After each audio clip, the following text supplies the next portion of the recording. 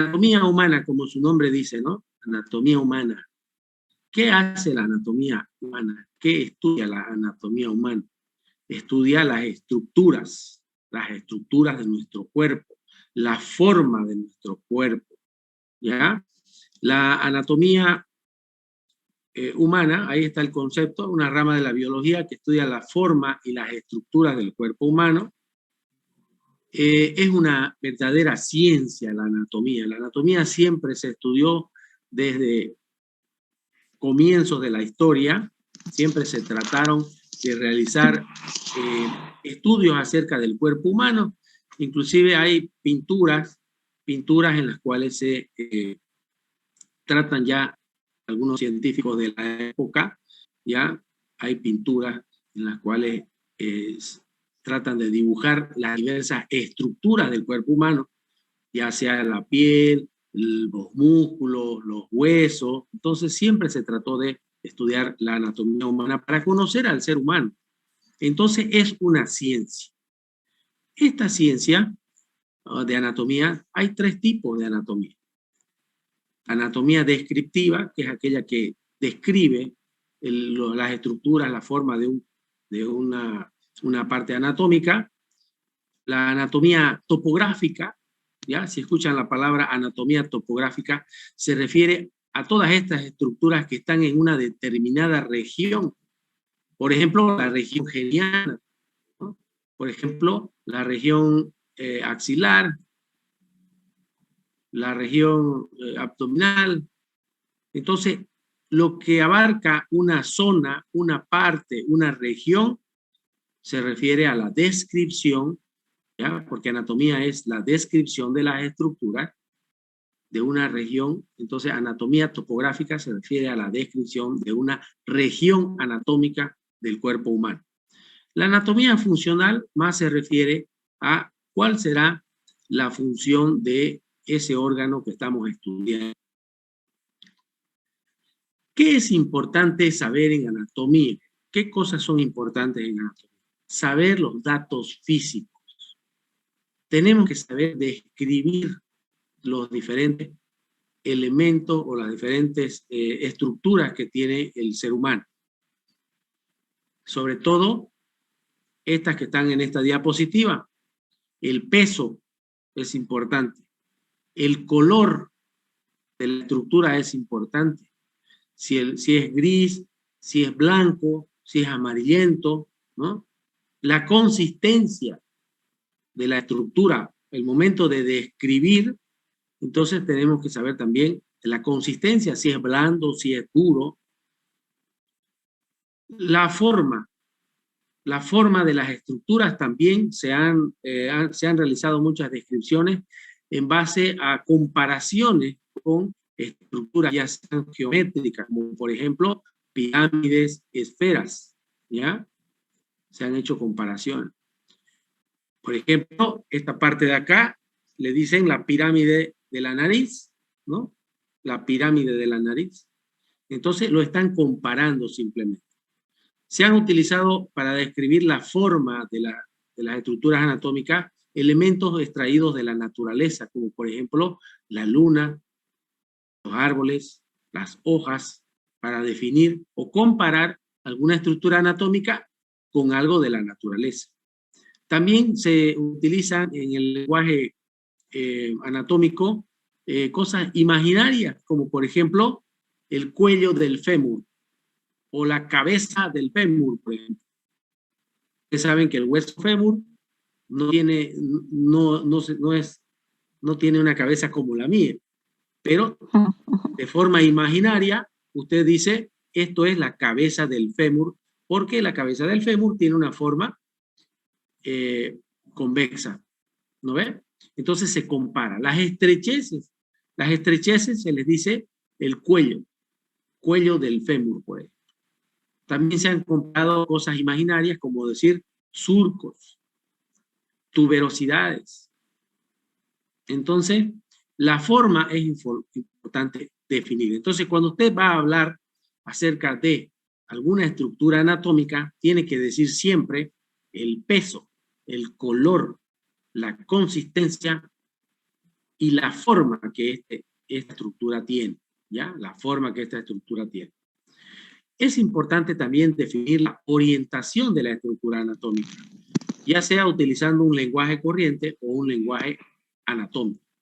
Un lenguaje corriente, por ejemplo, puede ser decir, la estructura anatómica está en forma vertical, transversal, horizontal, superior, inferior, superficial, profundo, ¿ya?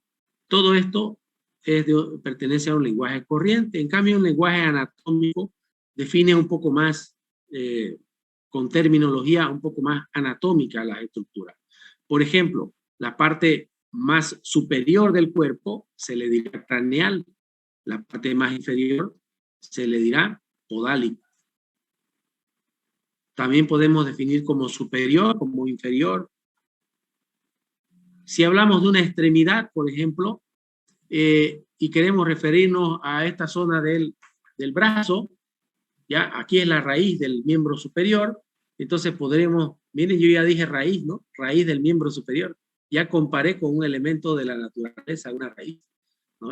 Cuando hablo de miembro superior y digo, esta es la raíz del miembro superior, también puedo decir en un lenguaje anatómico, esta es la parte proximal, porque está más cerca al eje del cuerpo, la parte proximal. O si agarro las manos, entonces digo, es la parte distal de la extremidad superior. ¿Cuál será la parte proximal de la extremidad inferior? El muslo, ¿no? Es más proximal. ¿Cuál será la parte distal de la extremidad inferior? Los pies, ¿no es cierto? Para ser más específico, los dedos de los pies. ¿Ya? Es distal. A eso se refiere. Toda esta terminología ustedes deben de ir familiarizándose cuando van a describir alguna pieza anatómica. Hay que familiarizarse con la terminología anatómica, la posición anatómica, los planos anatómicos, los adjetivos anatómicos y los movimientos anatómicos que tienen las diversas estructuras de mi cuerpo. La posición anatómica. ¿Cuál es la posición anatómica? Hay alguien que está con su micrófono.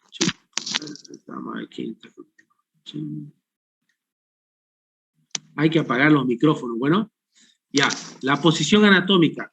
El cuerpo humano se estudia en bípeda estación, con los pies uno al lado del otro, la cabeza y la mirada dirigida hacia el horizonte, los miembros superiores caídos, la palma de la mano dirigida hacia adelante y el dedo pulgar hacia afuera.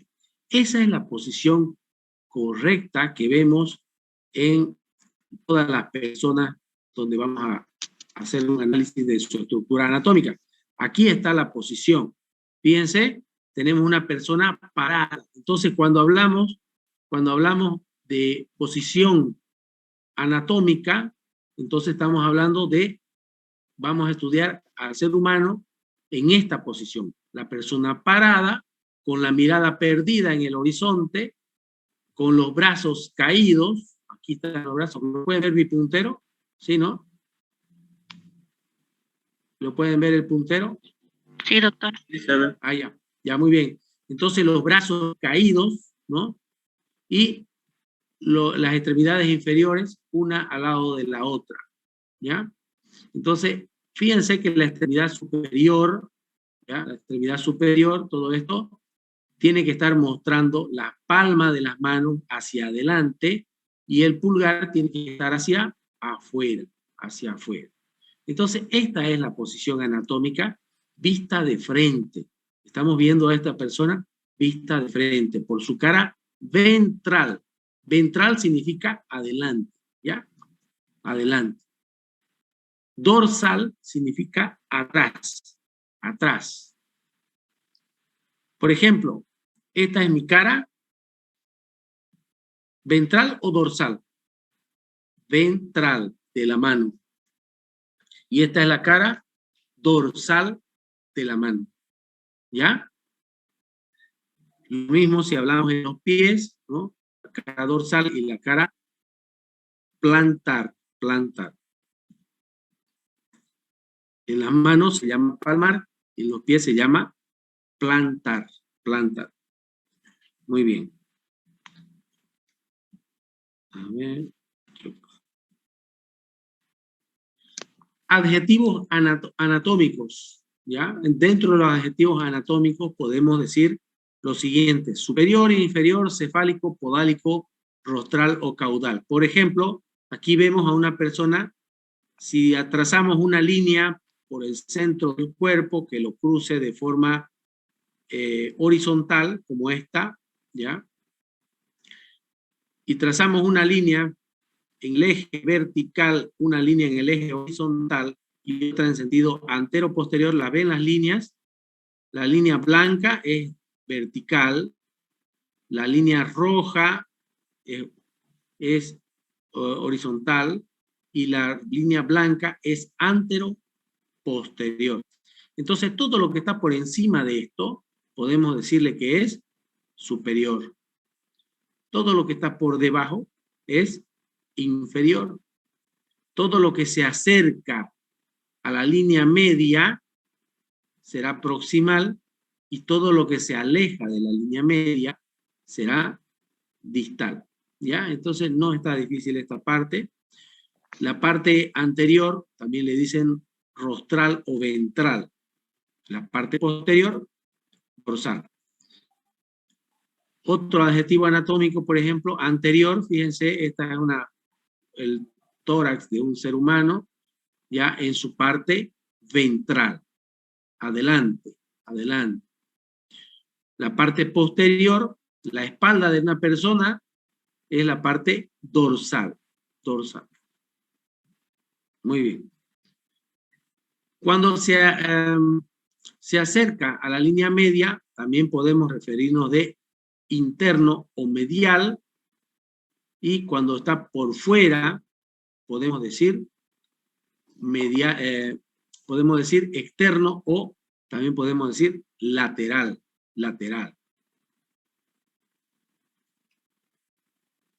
Cuando es más cerca al cuerpo humano, más cerca a la línea media, proximal, esta parte es proximal, ¿ya? Y esta parte es distal.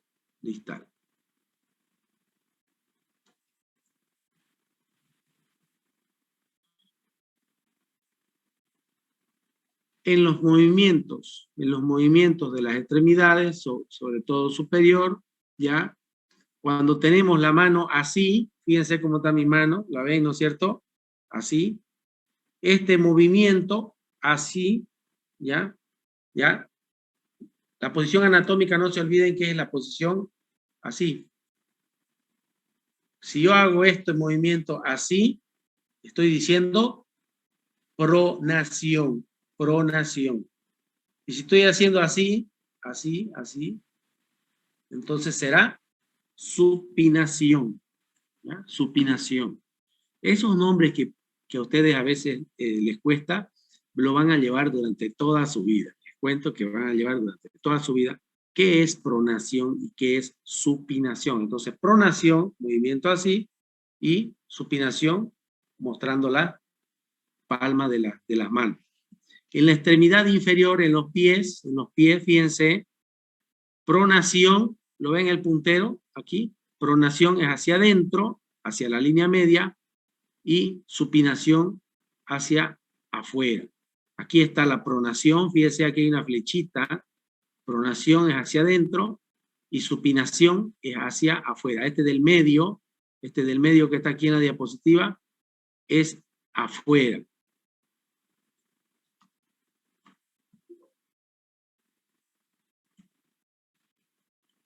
Ahí está más clarito, ¿no? ¿Ahí lo ven mejor o no? Sí, doctor. Ahí se ve mejor, ¿no? Entonces, fíjense la supinación y la pronación en los pies de una persona. Muy bien. Los movimientos del cuerpo humano, tenemos flexión, ¿ya? Flexión.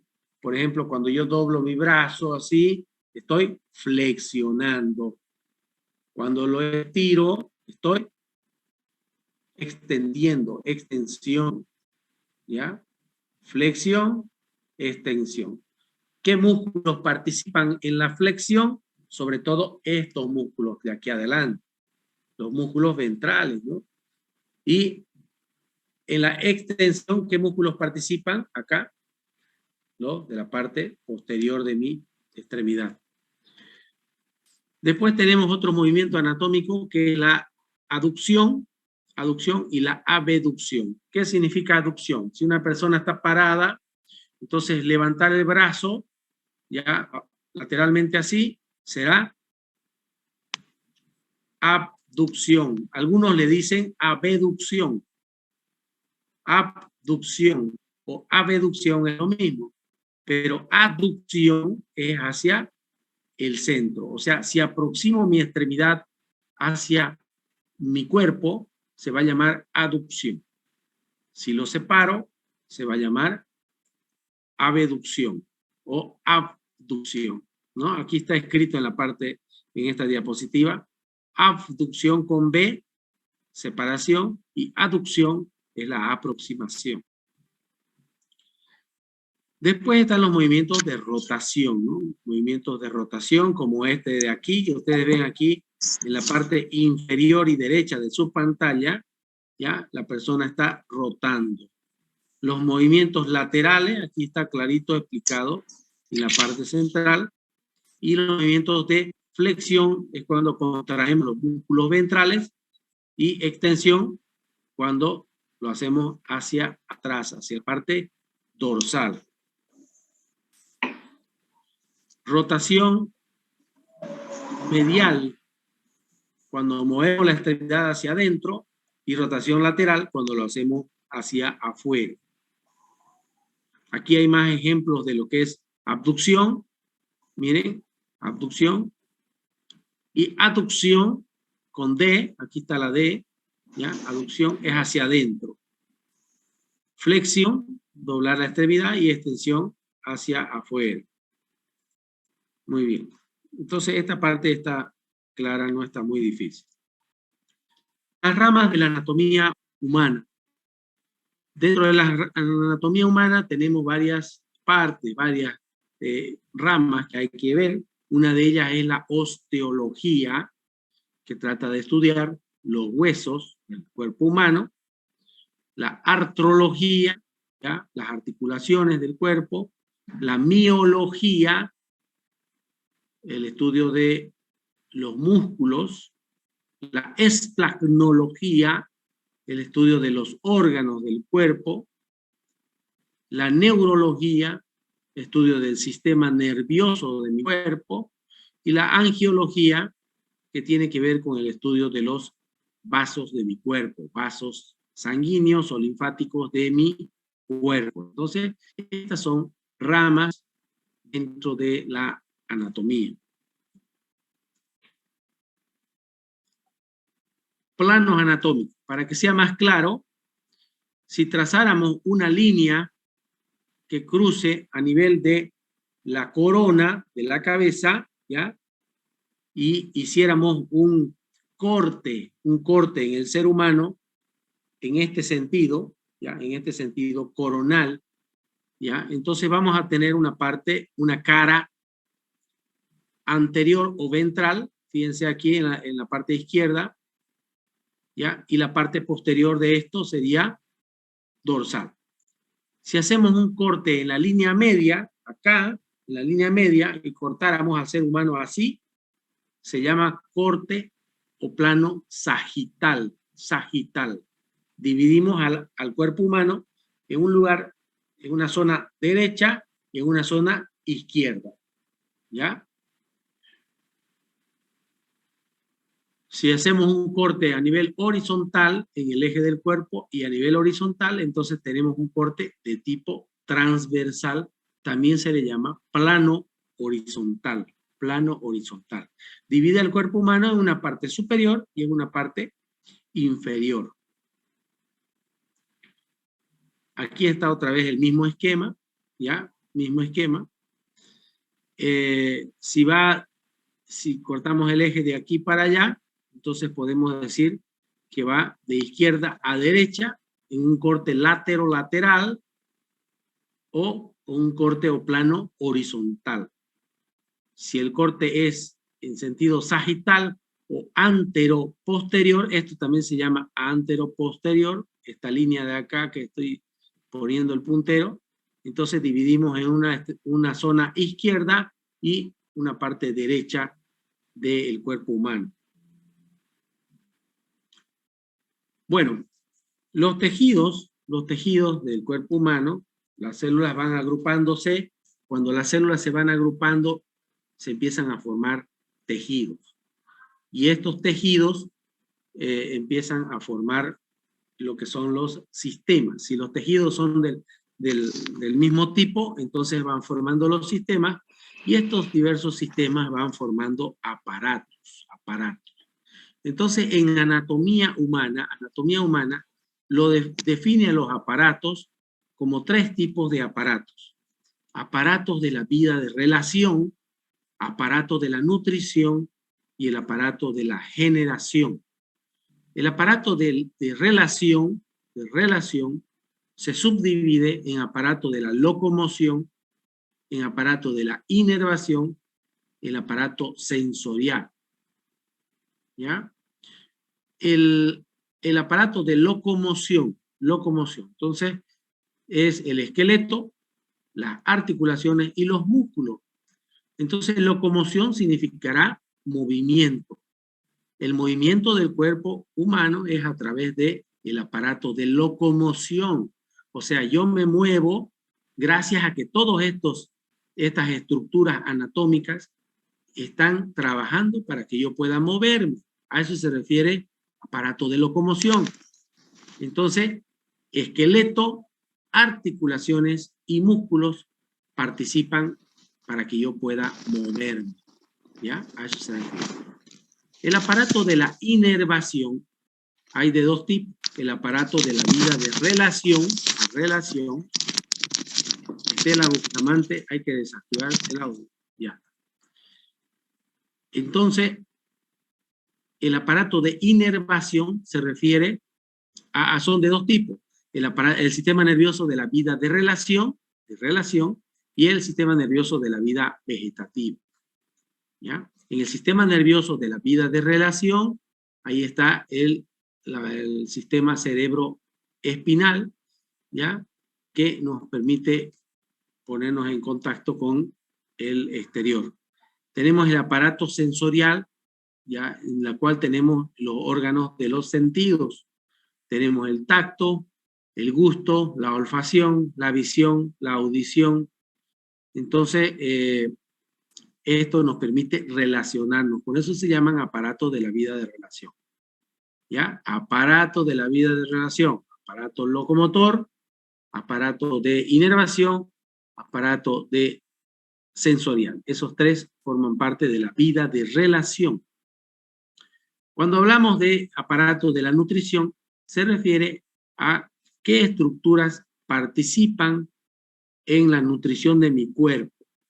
Dentro de estos tenemos el aparato digestivo, el aparato circulatorio que transporta los nutrientes, el aparato respiratorio que nos permite ingresar oxígeno a nuestros tejidos para que estos puedan subsistir, y el aparato urinario que hace que nuestras estructuras de desecho del cuerpo puedan ser eliminadas, filtradas y eliminadas. Por último tenemos el aparato de generación. ¿Generación de qué? De la vida. Entonces, en el aparato de generación está el aparato reproductor masculino y el aparato reproductor femenino. Ellos participan en la generación de la humanidad, generación del ser humano. Dentro del aparato de locomoción, aquí podemos ver que una de las principales estructuras que da sostén al cuerpo humano, además que da la forma al cuerpo humano, la forma humanoide que tenemos nosotros, lo da el esqueleto. El esqueleto está constituido por alrededor de 200 huesos, y si contamos a los huesos o huesecillos del oído también, entonces vamos a decir que el cuerpo humano tiene alrededor de 206 huesos.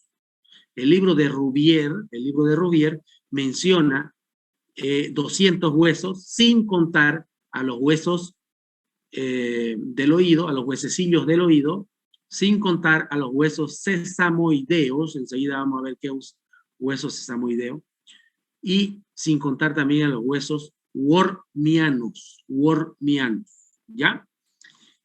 Aquí vemos una estructura ósea.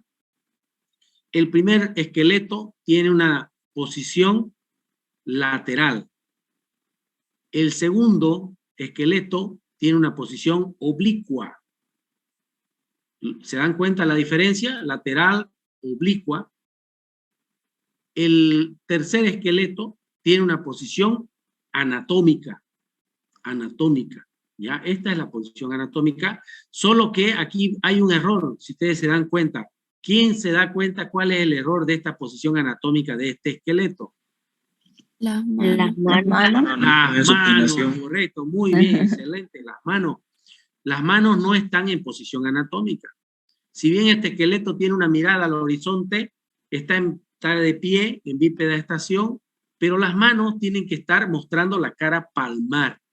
Y los pulgares tienen que mostrar tienen que estar hacia afuera. Entonces aquí las manos están hacia adentro. Entonces no podríamos decir que esta es una posición anatómica. Cuando hablamos de posición también, tenemos que mencionar lo siguiente. La cara de la extremidad superior que mira, ya esta parte del antebrazo, que mira al cuerpo, se llama cara cubital. Y la cara que mira hacia afuera del cuerpo se llama cara radial. Entonces, para que ustedes se acuerden bien, ¿no es cierto que en la posición anatómica así está la mano? Entonces, esto será cara cubital y esto será cara radial. Entonces, para que ustedes se acuerden, esta es la antenita de la radio, ¿ya? Entonces, esta es la cara radial. ¿Listo? Muy bien. Aquí vemos el cuarto esqueleto en una posición, por ahora vamos a llamar anatómica, pero viendo la cara dorsal, ¿ya? ¿Ya? La cara dorsal. Muy bien. El esqueleto está formado por los huesos. Los huesos son considerados órganos, órganos de los huesos. Estos huesos están articulados, se unen un hueso con otro gracias a articulaciones que vamos a ver enseguida también. Está formado el esqueleto por una columna llamada raquis. Esto que estoy apuntando con el puntero, esto de acá hasta arriba se llama raquis o columna vertebral. Columna vertebral. Esta columna vertebral se encuentra unida a la cabeza en la extremidad superior. La extremidad superior de la columna se articula con la cabeza, La cabeza tiene dos partes, el cráneo, que es todo esto, y la cara, que es todo esto. Muy bien, en la parte superior todavía, ¿ya? De la columna vertebral, ¿ya? Se encuentran unas estructuras llamadas costillas. Estas de acá son las costillas que hacia atrás se articulan con la columna vertebral y hacia adelante se articulan con un hueso medial y anterior llamado esternón. Este es el esternón.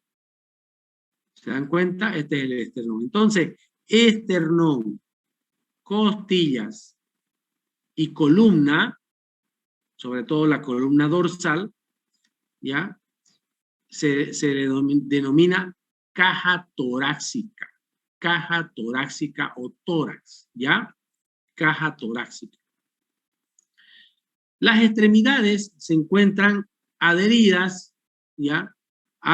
Las extremidades superiores se encuentran adheridas hacia el esqueleto, hacia esta parrilla costal, ¿ya? A través de el omóplato, que es este de acá, estos que ustedes ven acá, el omóplato, y este otro huesito de acá que se llama clavícula. Entonces la clavícula y el omóplato ¿ya? Todo esto se llama cintura escapular. Entonces, esta es una cintura escapular. En la parte inferior de la columna vertebral, fíjense que hay un hueso importante que se llama sacro, este de aquí abajo, sacro. Y este sacro se está uniendo a este otro hueso que se llama huesos ilíacos. Son estos dos huesos grandes se llaman ilíacos. Entonces, todo esto de acá, el sacro, que es parte de la columna, y los huesos ilíacos se llaman pelvis o cintura pelviana. Entonces, esto es la pelvis. A esto se llama pelvis, a todos estos huesos que están acá en la pelvis. En la parte medial de este hueso ilíaco, un hueso ilíaco, el hueso ilíaco izquierdo se junta con el hueso ilíaco derecho y se juntan en la línea media, y esta partecita se llama sínfisis. Sínfisis del pubis, así se llama, sínfisis del pubis. Muy bien, y de ahí tienen las extremidades inferiores. Muy bien. Aquí simplemente un resumen de cuántos huesos tiene cada estructura o cada parte del cuerpo humano. ¿Ya? Entonces son alrededor de 206 huesos si contamos los huesecillos del oído.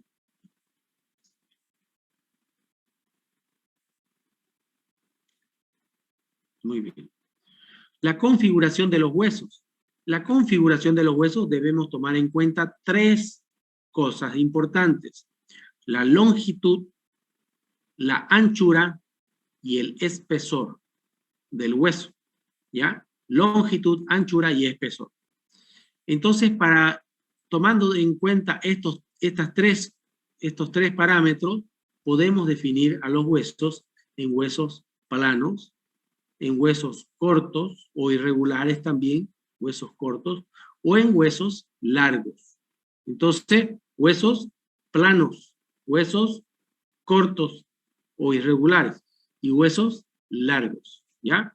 Entonces, el hueso plano, por ejemplo, aquí tenemos un ejemplo este es un parietal, ¿ya? Y este parietal va a tener una buena longitud, va a tener anchura, pero va a tener poco espesor, poco espesor. En cambio, el hueso largo, ¿ya? Sobre todo tiene longitud, es largo, ¿ya? Hueso largo. Y el hueso corto, estas tres parámetros, longitud, anchura y espesor, son muy parecidos. Entonces tenemos acá los huesos que conforman, o las vértebras, por ejemplo, son huesos cortos. El hueso calcáneo que está en el tobillo, el talón del pie, ese hueso también es un hueso corto, ¿ya? Corto. ¿Por qué? Porque la longitud, la anchura y el espesor son similares. Muy bien. También tenemos que hacer referencia a estructuras anatómicas como las eminencias o apófisis, ¿ya? Todas las saliencias óseas se llaman eminencias, y si es muy pronunciada se llama apófisis, y cavidades que tienen los huesos también es importante mencionar. Por ejemplo, eminencias y cavidades articulares. Todas las articulaciones, la mayoría de ellas, tienen eminencias y cavidades, ¿ya? Aquí, por ejemplo, tenemos una articulación de la cadera en la cual hay una cavidad ahí, en la cual se va a alojar la cabeza del fémur, ¿no? La cabeza del fémur en una cavidad. Tenemos eminencias o saliencias óseas, ya que fueran no articulares. Eminencias y cavidades no articulares se refieren a aquellos relieves, protuberancias, tuberosidades, espinas, crestas. Todas esas saliencias óseas tienen la finalidad de servir de puntos de inserción de tendones y de músculos, ¿ya? Entonces, todas estas relieves, protuberancias, eminencias, crestas, líneas, sobre todo permiten la unión con los músculos. ¿Cómo está constituido un hueso? Si nosotros vemos un hueso largo, como este es un hueso largo, vamos a ver que este hueso largo tiene varias partes. Los extremos de un hueso largo, este es un extremo, este es el otro extremo. Estos extremos se llaman epífisis, epífisis. Y la parte del medio del hueso largo, parte del medio, toda esta parte de acá, se llama diáfisis, diáfisis. Entonces, diáfisis y epífisis. Un hueso largo tiene una diáfisis, tiene dos epífisis. Además de eso, vamos a ver que el hueso tiene tejido esponjoso y un tejido compacto, ¿ya? Por ejemplo, aquí vemos esta parte periférica, esta parte de la epífisis, donde los huesos tienen una consistencia más o menos así, como esto, trabeculado. Entonces, esta parte será tejido más esponjoso. Lo mismo en este otro extremo, en esta otra epífisis. Pero en la parte central, el hueso es un poco más compacto, más duro, ¿ya? Entonces, las diáfisis habitualmente son de tipo, de un tejido compacto. Aquí es importante también mencionar otra estructura anatómica que se llama periósteo, y es una membrana blanquecina que se encuentra en la superficie de todos los huesos, ¿ya? El periósteo se encuentra en la superficie de todos los huesos y forma parte de la osificación de tipo fibrosa o membranosa, ¿ya? A partir del periósteo se osifican los huesos en la osificación membranosa. Enseguida vamos a ver esa parte. Cuando hablamos de un hueso plano, vemos que este hueso plano en la parte externa tiene tejido compacto, en la parte interna también hay tejido compacto, pero en la parte del medio, ¿ya? En la parte del medio tenemos tejido esponjoso y esto se llama diploe, ¿ya? Entonces, en los huesos planos hay el diploe, ¿ya? Que son estas estructuras de tejido esponjoso entre dos capas de tejido compacto, ¿ya? Parece un brownie, ¿no? Muy bien. Muy bien, aquí tenemos el periósteo, es esta membrana que se encuentra por fuera del hueso. Aquí hay tejido compacto y aquí hay tejido esponjoso. Este tejido que parece una esponja se llama tejido esponjoso, ¿ya? Es óseo también. La parte central de un hueso largo, ¿ya? Fíjense, es hueca. ¿Lo ven? Es hueca.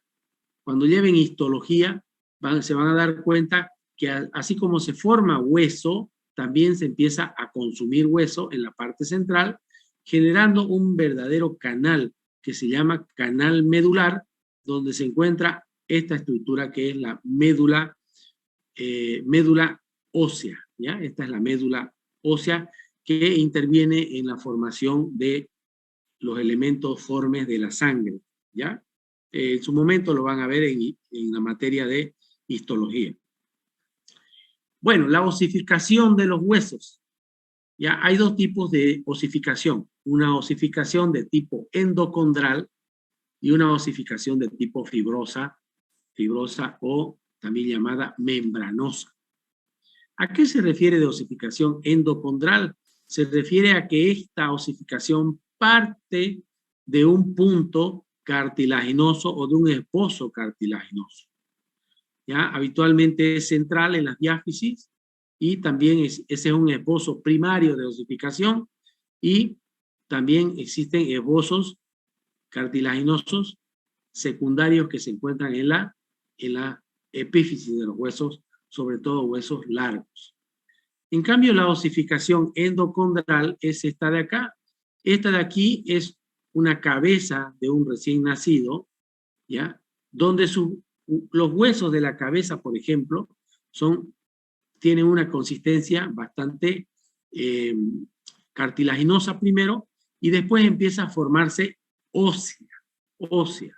Empieza a formarse ósea, y lo hace a partir de la cara interna del periósteo. Entonces, esta osificación de tipo membranosa, no hay punto de osificación. No hay un esbozo cartilaginoso como lo hay en la osificación endocondral. Los huesos se articulan unos con otros, se unen unos con otros a través de las articulaciones. Y las articulaciones hay de tres tipos de articulaciones.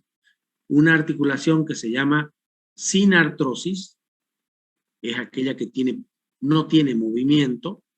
Las anfiartrosis son aquellas que tienen un relativo movimiento, y las diartrosis, que son articulaciones muy móviles, ¿ya? Se pueden mover mucho, tienen muchos movimientos. Entonces vemos acá en esta diapositiva, por ejemplo, 3 ejemplos de estas articulaciones. Por ejemplo, ¿qué articulación será la del cráneo? Por ejemplo, del parietal con el temporal. Sinartrosis. Sinartrosis. No tiene mayor movimiento. La anfiartrosis, por ejemplo, tenemos acá en la columna vertebral. Tiene cierto movimiento, ¿no? Limitado. Y las diartrosis, por ejemplo, aquí tenemos en la parte inferior izquierda un ejemplo de diartrosis, en la cual vemos la articulación del hombro, que tiene mucho movimiento, ¿no ves? La rodilla, ¿qué tipo de articulación será? Diartrosis. Diartrosis, exactamente. Es una diartrosis porque tiene mucho movimiento. Esa es la forma más fácil de clasificar a las articulaciones. Sinartrosis, anfiartrosis y diartrosis. Sin embargo, también existe en esta clasificación algunas estructuras anatómicas que debe de tener cada una de estas articulaciones. Por ejemplo, en la sinartrosis puede ser de 3 tipos. La sinartrosis puede ser de 3 tipos. ¿Cuáles son estos tipos? La unión de hueso y hueso de forma armónica. La otra es la unión del hueso de forma dentada. Y la última, la de tipo esquindelesis. Esquindelesis, dice el libro de Rouvier. Esquindelesis. Muy bien. Entonces, aquí en esta otra diapositiva que les estoy mostrando, aquí tenemos los ejemplos de lo que les acabo de mencionar. Aquí tenemos una estructura escamosa o biselada, esta de acá, ¿ya? Esta de acá. La del temporal con el parietal es escamosa. Más o menos es así como esta. Fíjense, aquí en la parte derecha, la segunda donde está mi puntero, esta es la articulación de tipo escamosa, armónica, ¿no ves? Armónica. Se adhiere en forma de bisel, fíjense, bisel. El bisel así como de las agujas, ¿no ves? Eso es bisel. Después tenemos esta de acá, por ejemplo, es armoniosa, ¿no? Los huesos propios de la nariz, fíjense. En un corte transversal, mire, apenas se ve así. Están unidas. Otra de las suturas son las suturas dentadas, así como esta de la izquierda, acá, la diapositiva amarilla, más amarilla. Entonces está como forma de dientes y están adheridos hueso con hueso. Y por último, la esquindelesis, que es la unión del hueso que se llama vómer, que lo vamos a ver la próxima semana, el vómer con el esfenoides, Entonces, a esto se llama esquindelesis, ¿no? O esquindelesis, dicen algunos. Aquí está en la parte central, en el medio, también la esquindelesis. Ahora quiero que prestemos atención en esta parte izquierda de la diapositiva, izquierda. Vemos acá la sutura medial y la sutura medial o sagital, y vemos aquí una sutura que se llama sutura lambdoidea, donde está mi puntero. Y fíjense que lo normal, ya lo normal es que esta sutura que es dentada, tenga esta forma, como de una B invertida, como de una B minúscula o B pequeña invertida, ¿no ve? Pero fíjense que aparecen otros pequeños huesitos acá y otras articulaciones también dentadas en esta zona. En algunas personas se forma más que en otras. Estos pequeños huesitos, ¿ya? Se llaman huesos wormianos. Estos son los huesos wormianos. Entonces, ¿dónde se encuentran los huesos wormianos? En la cabeza. Y son huesos de tipo supernumerarios. Normalmente algunos huesos, como el occipital, no tienen huesos wormianos, y en algunas personas sí existen huesos de tipo wormianos, ¿ya? En cambio, los huesos sesamoideos, esos los encontramos en las articulaciones o cerca de las articulaciones de todo mi cuerpo. Son huesos supernumerarios que se han formado o se han osificado a través de un punto de osificación primaria, ¿ya? Entonces, huesos wormianos son inconstantes, los huesos sesamoideos también son inconstantes. Por eso el cuerpo humano tiene 206 huesos constantes, más los huesos wormianos y los huesos sesamoideos, que como son inconstantes no podemos predecir el número que existiera. Muy bien. Aquí tenemos otro tipo de articulación importante, que son las diartrosis. Para definir una diartrosis tenemos que mencionar lo siguiente. En las diartrosis tienen una membrana sinovial, esta amarilla que ustedes ven acá, que no existe en una sinartrosis. Tenemos un cartílago en el extremo superior de la epífisis de un hueso, y tenemos cartílago en el extremo proximal del otro hueso. ¿Se dan cuenta? Hay un cartílago acá, donde está mi puntero. Entonces, hay cartílago, hay una membrana sinovial, la cual dentro hay un líquido que ayuda a realizar los movimientos, que se llama líquido sinovial, y por fuera de esto existe una cápsula ligamentaria. Entonces estamos hablando de una diartrosis. Entonces, condición anatómica para que se llame diartrosis es que tenga membrana sinovial, que tenga cápsula articular, que tenga líquido sinovial y que las estructuras óseas estén tapizadas por cartílago, ¿ya? Entonces, esa es la diartrosis. Eso no ocurre en las sinartrosis. En la sinartrosis no ocurre eso. Bueno. Muy bien, aquí tenemos las diartrosis que no habían sido solamente de un tipo, habían sido varios tipos de diartrosis o también llamadas articulaciones sinoviales. Tenemos las enartrosis, la artrodia, la trocleoartrosis, tenemos las trocoides y tenemos la condiloartrosis y la de encaje recíproco. Aquí en esta diapositiva, fíjense, ya está mencionando algunos ejemplos de enartrosis. Por ejemplo, la escápula con el húmero, el hueso coxal con el fémur, el yunque con el estribo, el astrágalo con el escafoides. Todos ellos son enartrosis. ¿Qué son las enartrosis? Un tipo de articulación diartrosis. ¿Cuál es la condición de la enartrosis? Es que sean dos esferas. Una esfera entre cabal en la otra. La una es de superficie convexa y la otra es de superficie cóncava. Las dos se acoplen, así como estoy poniendo mi mano, aquí con mi otra mano. Entonces, dos esferas huecas, eso forman la enartrosis.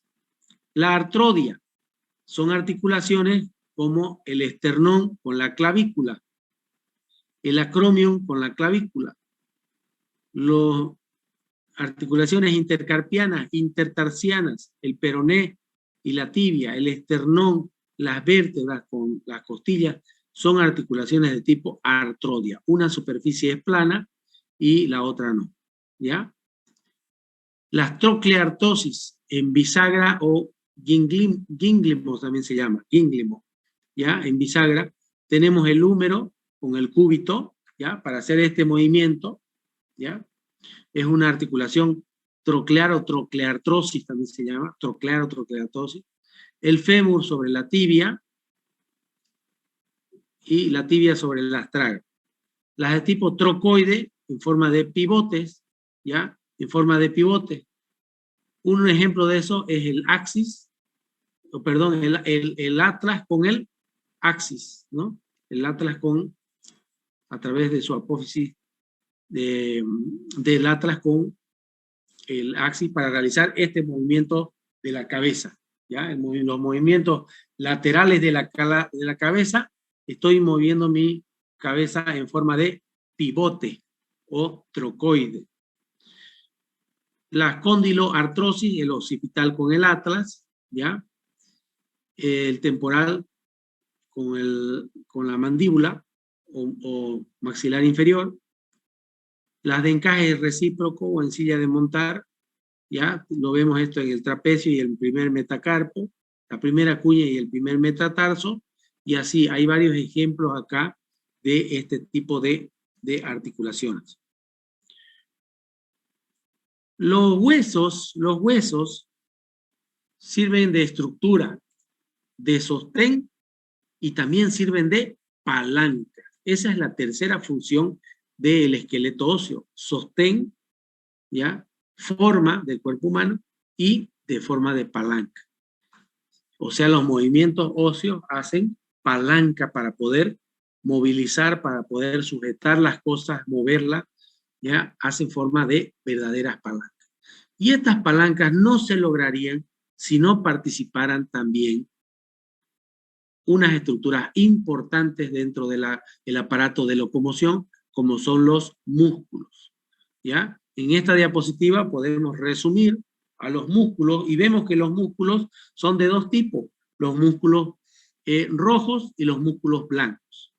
Los músculos rojos son todos aquellos músculos de tipo estriado, que son de tipo voluntario.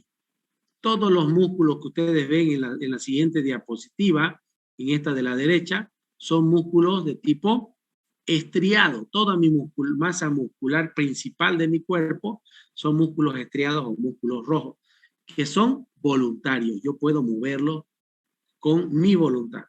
En cambio, los músculos blancos, llamados blancos, son músculos involuntarios y son músculos sobre todo que forman parte del sistema vegetativo del cuerpo.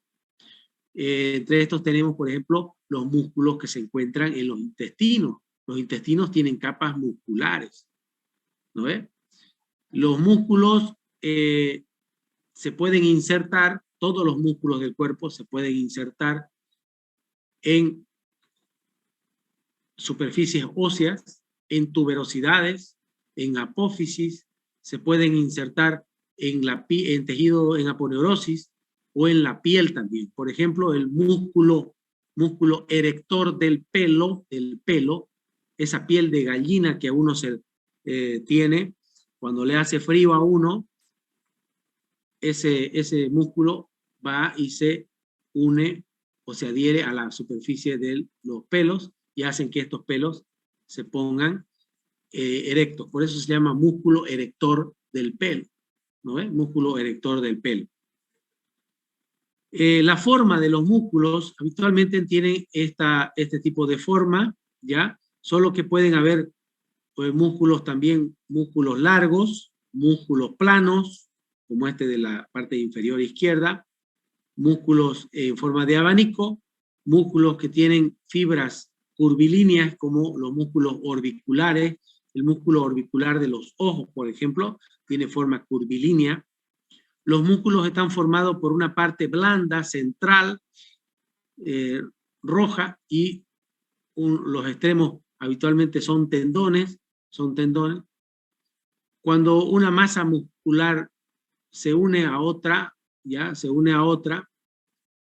y lo hace en varios segmentos, entonces se van a llamar músculos digástricos. O sea, cuando tenemos dos superficies musculares unidas por un tendón, entonces vamos a llamar, que se llama músculo digástrico. Aquí tenemos el músculo digástrico que se encuentra en la cabeza de un ser humano. Músculo digástrico. Hay un vientre posterior y un vientre anterior y un vientre posterior. En cambio, esta parte central de acá, en la parte izquierda superior, tiene un solo vientre la mayoría de los músculos. Pero si tiene si tiene dos vientres, se va a llamar digástrico. Y si tiene más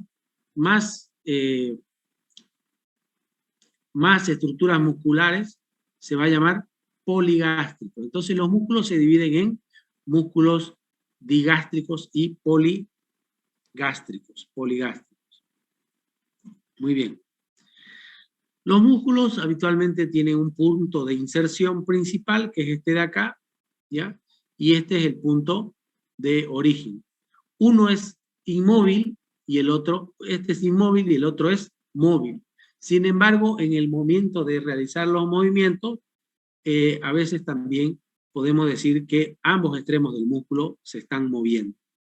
Entonces, los músculos tienen un origen y tienen un punto de inserción, ¿ya? Por ejemplo, este músculo que vemos acá, que es un músculo bíceps, ¿ya? Si ustedes se tocan en esta parte, a ver, si ustedes se tocan en esta parte de acá, así, ¿ya? Van a tocar un tendón, ahí sujeto, así, si ustedes hacen esto, van a encontrar ahí un tendón. Ese tendón, por ejemplo, es el tendón de este músculo importante que se llama bíceps, ¿no ve? Bíceps.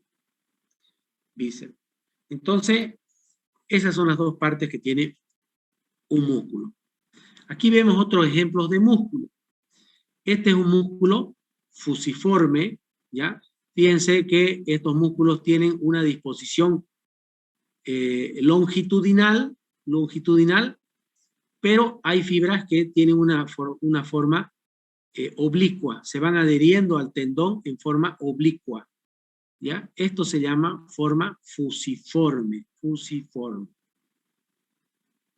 Aquí tenemos, cuando el músculo tiene dos vientres, así como esto de acá, se va a llamar bíceps, ¿ya? Tiene dos cuerpos, fíjense, dos cuerpos, se llama bíceps.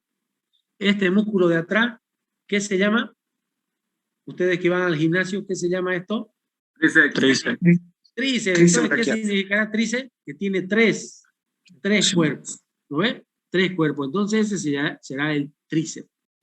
Este músculo de acá, que tiene un vientre muscular acá y otro vientre muscular acá, ¿ya? Fíjense, aquí al medio se encuentra un tendón, entonces se va a llamar músculo digástrico. Este otro de acá tiene varios, ¿no? 1, 2, 3, 4 vientres, entonces se va a llamar poligástrico. Cuando el músculo se inserta en forma oblicua en el tendón, se va a llamar unipeniforme. Y si se une en forma oblicua en ambas caras del tendón, se va a llamar bipeniforme. Y si tiene varios cuerpos y se unen hacia el tendón, entonces se va a llamar multipeniforme. Aquí hay un ejemplo también de un músculo plano, como el pectoral, ¿no? El pectoral mayor.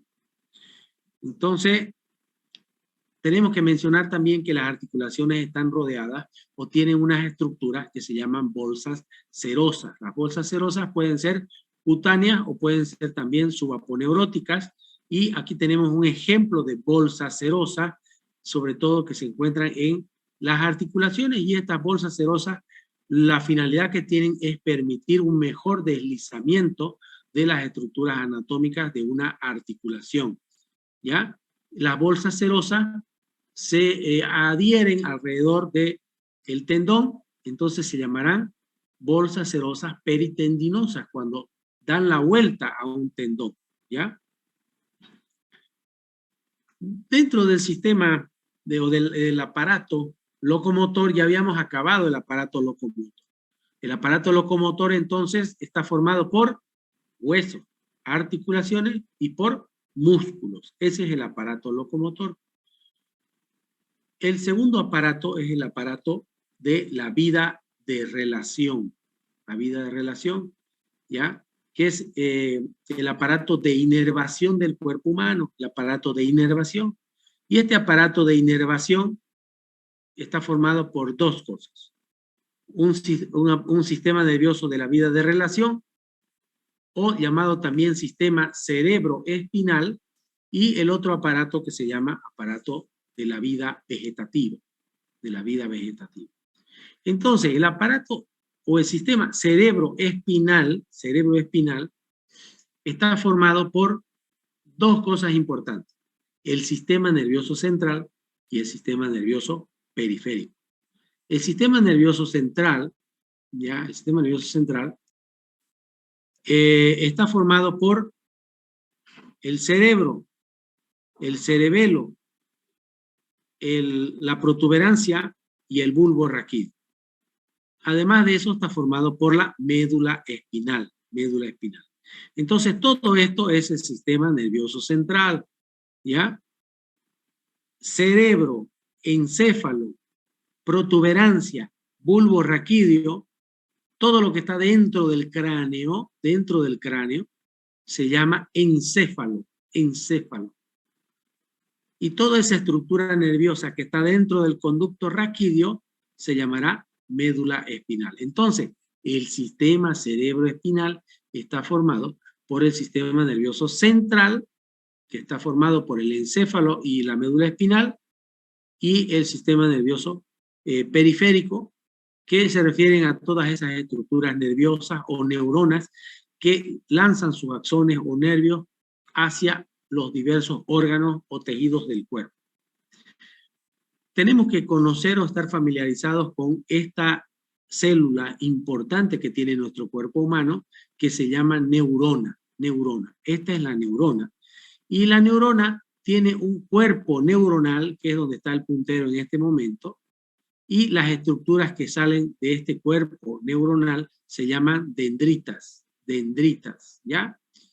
Estas dendritas se unen con esta parte de aquí abajo. Si ustedes ven aquí abajo, ¿ya? Esto de aquí que ustedes ven acá se llama axón, ¿ya? Esta parte nerviosa un poco más prominente, ¿ya? Se llama axón, y este axón tiene en su extremo otras dendritas, ¿ya? Otras dendritas. Entonces, estas dendritas de acá se unen a estas de acá de la neurona siguiente, una neurona al lado de la otra. Entonces, por estas dendritas son que una neurona se une con otra y transmiten la información nerviosa de una célula a otra. Esto de la derecha, por ejemplo, es una neurona también que se llama neurona bipolar. ¿Por qué se llama bipolar? Porque tiene dos extremos, ¿ya? Esta de acá se llama, la de arriba, de la derecha y arriba, es una neurona unipolar. Tiene un solo polo. Fíjense, uno solo. Del cuerpo neuronal sale uno solo y aquí están sus dendritas. Esta se llama unipolar y esta se llama bipolar, ¿ya?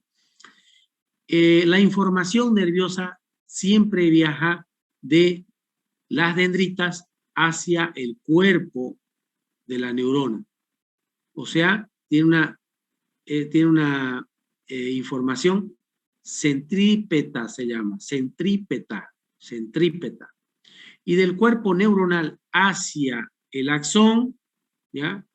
O axón cilindroaxil, también se llama, ¿ya? La información viaja en forma centrífuga.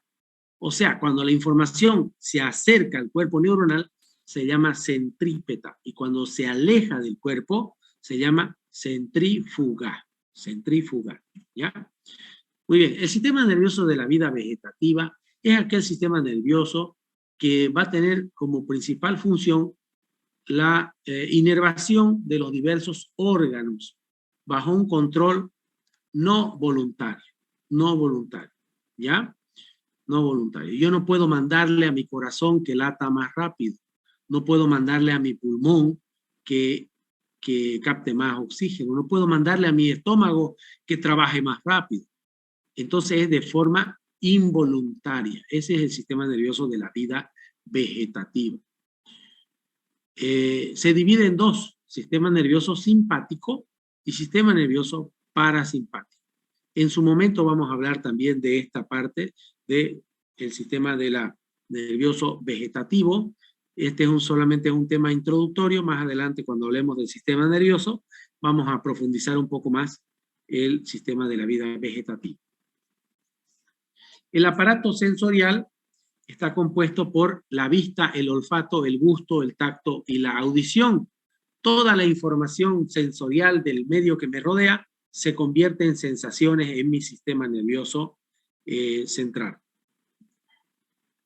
El aparato de la nutrición ya significa todo lo que beneficia a mi cuerpo.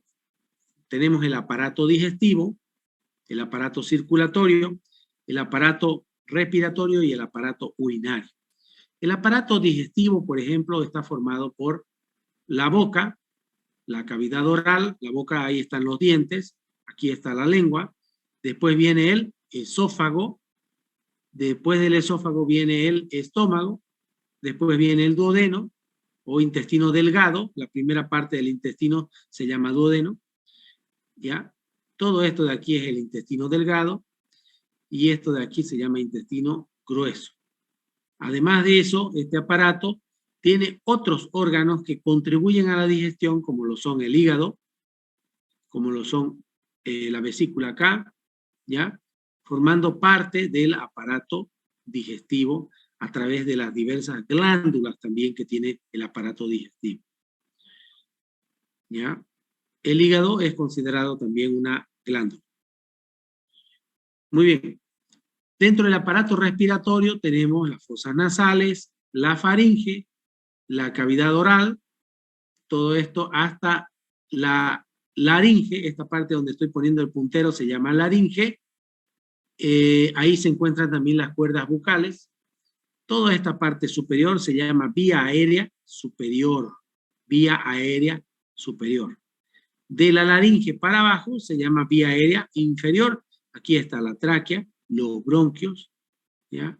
Los bronquios, bronquiolos terminales y por último el parénquima pulmonar y estas pequeñas terminaciones aquí medio redondeadas que se llaman alveolos, alveolos. Entonces el aparato respiratorio que nos permite el principal intercambio de oxígeno con CO2. Tenemos acá en la parte izquierda, esto es importante que ustedes lo sepan, el aparato cardiocirculatorio, aparato circulatorio. ¿Qué hace el aparato circulatorio? Va a transportar los diversos nutrientes o gases que necesita nuestro cuerpo. El aparato lo podemos dividir, el órgano principal del aparato cardiovascular es el corazón. El corazón tiene 4 cavidades, 2 aurículas, 2 ventrículos. Podemos dividirlo al corazón en un corazón derecho. Cuando hablamos de aurícula derecha y ventrículo derecho, se llamará corazón derecho. Cuando hablamos de aurícula izquierda y ventrículo izquierdo, diremos corazón izquierdo, ¿ya? Pero no es que existen 2 corazones, por favor, no vayan a equivocarse. Es uno solo, ¿ya? Situado en la parte izquierda de nuestro cuerpo, pero tiene 4 cavidades. 2 de estas son derechas y 2 de estas son izquierdas. Del ventrículo derecho parte una arteria importante que se llama arteria pulmonar y es la que lleva la sangre desoxigenada a los pulmones. De los pulmones, una vez se oxigena la sangre, retorna a la aurícula izquierda con sangre oxigenada a través de las venas pulmonares, ¿ya? A eso se llama circulación menor. Cuando de la aurícula izquierda pasa al ventrículo derecho, al ventrículo izquierdo, ¿ya? La sangre es enviada a través de la arteria principal del cuerpo que se llama aorta, ¿ya? Y esta aorta va y distribuye a todas las estructuras de mi cuerpo, va a llevarle sangre oxigenada con nutrientes, ¿ya? Hasta que esto disminuye su calibre y empieza a formar lo que son los capilares, y de ahí nuevamente se empiezan estos capilares, una vez dejaron su oxígeno, dejaron sus nutrientes en los tejidos, empieza a llenarse de sangre desoxigenada en la sangre venosa y lleva a través de la vena cava inferior o vena cava superior a mi aurícula derecha. Ahí está, ahí concluye lo que se llama la circulación mayor. Circulación mayor. Entonces, hay dos tipos de circulaciones, una circulación mayor y una circulación menor. En esta diapositiva de la derecha vemos el aparato urinario, que está representado por los riñones. Estos de acá son los riñones. De ahí parten a través de la pelvis renal unas estructuras en número par que se llama uréter. Estos son los uréteres. Y estos uréteres desembocan en la vejiga, que es un reservorio de orina. ¿Cuál es la principal función del riñón? Tiene muchas funciones, pero la principal función es la de filtrar la sangre de mi cuerpo para ser eliminada a través de la orina. ¿Ya? Muy bien. Y por último tenemos el último aparato que se llama aparato de la generación, que se llama aparato de la reproducción, representado en el varón por los testículos, es el principal órgano, el epidídimo, el conducto deferente, ¿ya? Y el conducto uretral o uretra, y también glándulas como la glándula prostática o glándulas, y también glándulas bulbouretrales. Entonces, este es el aparato reproductor masculino y este es el aparato reproductor femenino, representado por la vagina a través del introitus vaginal, representado por el útero, que es todo esto, las trompas, estas son las trompas de falopio, ¿no ves? Trompas de falopio, y los ovarios, ¿ya? De aquí salen los óvulos que van a llegar a fecundarse en esta segunda porción, y aquí el nuevo ser, ¿ya? En el útero, cuando engravida una señora o señorita, ¿ya? Entonces, el aparato reproductor femenino, ¿ya? Aparato reproductor masculino y aparato reproductor femenino.